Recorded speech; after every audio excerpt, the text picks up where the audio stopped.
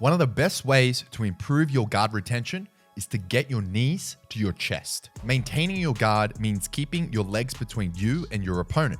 There are many different guard retention techniques, but a guiding principle is keep your knees to your chest. Lachlan Giles, a renowned Australian jiu-jitsu coach and an ADCC bronze medalist, describes guard retention as keeping your opponent in front of your legs and not allowing them to get into a better position. According to Giles, there are 4 main principles of guard retention. 1. Keeping your knees close to your chest. 2. Framing. 3. Facing your opponent. 4. Having a small part of your body on the ground so you can rotate and move.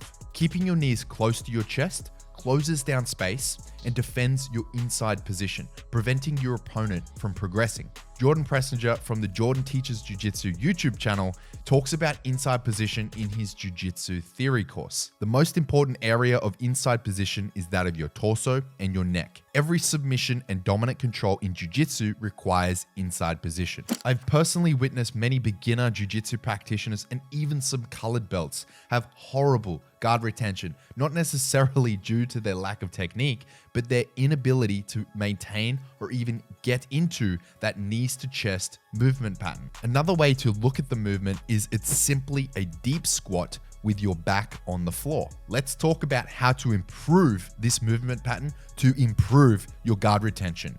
And no, stretching alone is not enough. How to get your knees to your chest. If you want the best guard retention, then you should be stretching to make your guard harder to pass and able to implement a lot of these principles better.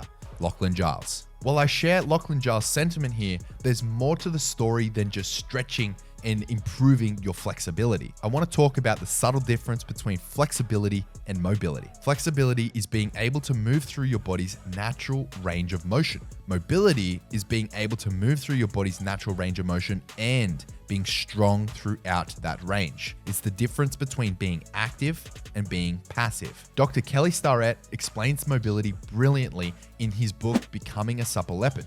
I define mobilization as a movement-based, integrated, full body approach which takes into account all the elements that limit movement and performance. In short, mobilization is a tool to improve your capacity to move and perform efficiently. Why isn't stretching enough to see benefit in a grappling context? Why can't we just stretch out our hamstrings, stretch our hip flexors, and call it a day? Well, Dr. Starrett goes on to explain, stretching doesn't work by itself. It doesn't improve position. It doesn't improve performance. It doesn't make you faster. It doesn't eliminate pain. And it doesn't prevent injury. By stretching, he's referring to static stretching, which essentially means holding a static position or holding a stretch for 30 seconds or longer. We can contrast this stretching approach with a holistic approach to mobility, which combines unlocking greater range of motion with strengthening so that we are strong throughout that range, which provides a more practical benefit to our guard retention on the mats. The knees to chest checklist. If we go back to our example of thinking about knees to chest as just a supine version of a deep squat, this lends itself to giving us a clue on how to improve our knees to chest. We can use squat assessments, mobility drills, and squatting derivatives to evaluate, unlock, and strengthen our guard retention. Run yourself through this checklist to determine if your guard retention is up to scratch. Sit in a deep squat position for 1 minute without your heels lifting off the mat. Having a rounded back is okay. Can you perform knee drops? Bodyweight squat below parallel without your heels lifting and ideally with a neutral spine. Perform Cossack squats without your heels lifting. Perform weighted Cossack squats without your heels lifting. Complete the 10-minute squat test. Link in the description.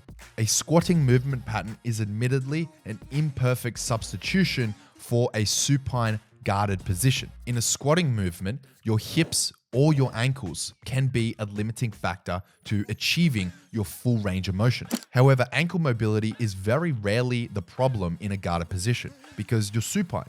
You don't have any weight driving through your ankles. But that's no reason to ignore your ankle mobility because squatting exercises are going to be pivotal in improving and in strengthening your knees to chest movement. So we still need to unlock your ankle range of motion so that we can perform squats correctly. Unlock and strengthening.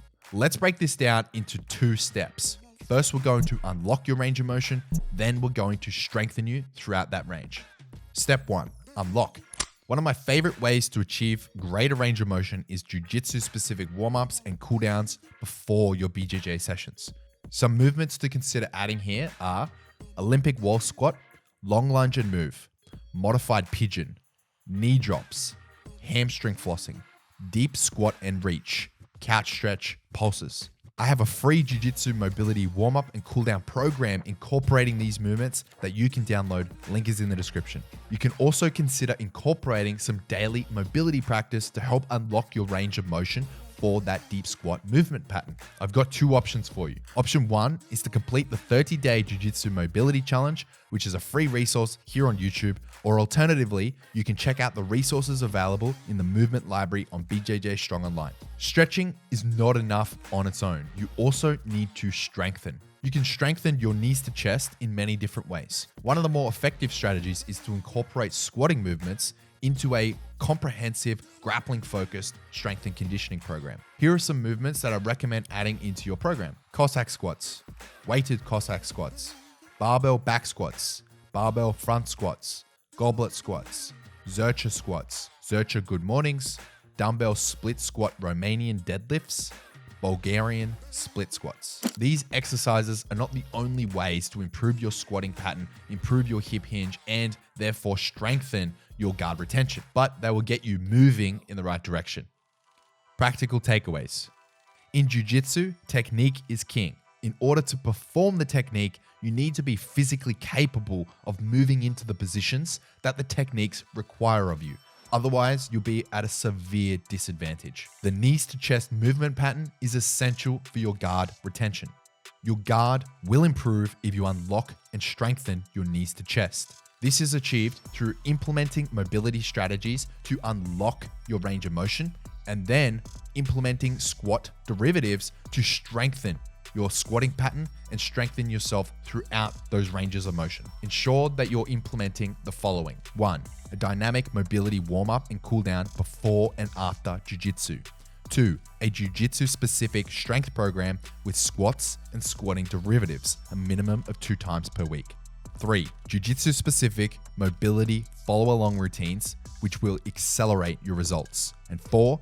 Be consistent and you will see progress. If you want to learn more and to take your jiu-jitsu mobility into your own hands, then check out the resources and references in the description of this episode to level up your performance, to improve your mobility, unlock your guard retention. Then check out BJJ Strong Online, the ultimate jiu-jitsu performance resource.